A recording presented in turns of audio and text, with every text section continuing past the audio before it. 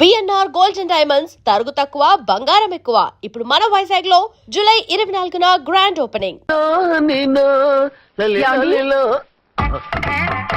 నా మాట వినకుండా వెళ్ళారు. ఇప్పుడు చూడండి ఎంత బాధపడుతున్నారో. లేవండి. లేస్తే పడుకోలేను. నేను పడుకోబెడతానుగా. లేవండి, జ్యూస్ తాగుదురు గాని. ఇప్పటికి 6 సార్లు తాగాను, ఇంకా నా వల్ల కాదు.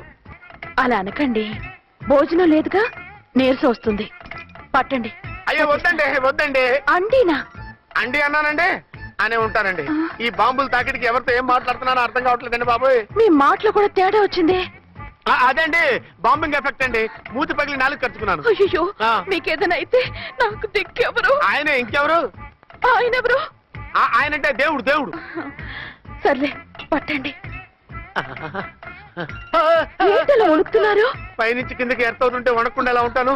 నాకు అసలే సహనం తక్కువ. కాస్త దూరంగా ఉండండి. సారీ అండి. ఇంతటి దానికి సారీ ఎందుకండి? సారీ మార్చుకుని వస్తాను. ఉండండి.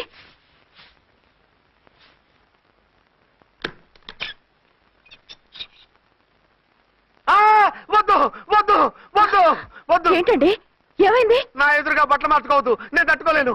ఏ సిగ్గుగా ఉందా? లేదు, భయంగా ఉంది. భయపట్టు ఎందుకు? నేను అందంగానే ఉంటానుగా. అందుకే భయపడేది. అయ్యో, భయం ఎందుకు? నేనేం పరాయిదాన్ని కానుగా. మీరు ఎలా ప్రొసీడ్ అయిపోతే మా గురువు గారికి నేను అన్యాయం చేయాల్సి వస్తుందండి. గురువా?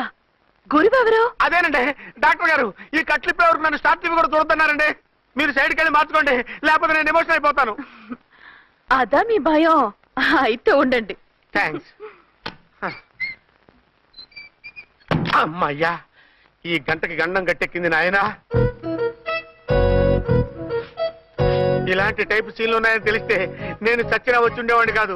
పరిస్థితులు ఇలాగే కొనసాగితే నేను కాలు జారటం ఖాయం. దేవుడు, కాలు జారటం ఖాయం. చిన్న పిల్లలు ఏంటి అరుపులు? కాసేపు ఓర్చుకోండి, అవే తగ్గిపోతాయి. ఉసుకేసుకుని ఉంటారా దేవుడు?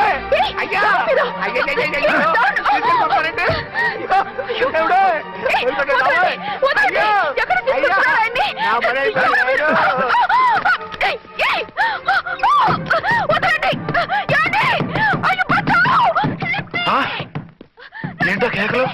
ఝాన్సీ గొంతులో ఉందండి. ఓరి నాయనో, ఆ దరిద్రుడు ఝాన్సీని చూసి అటెంప్ట్ ఏమైనా చేసేస్తున్నాడేమో.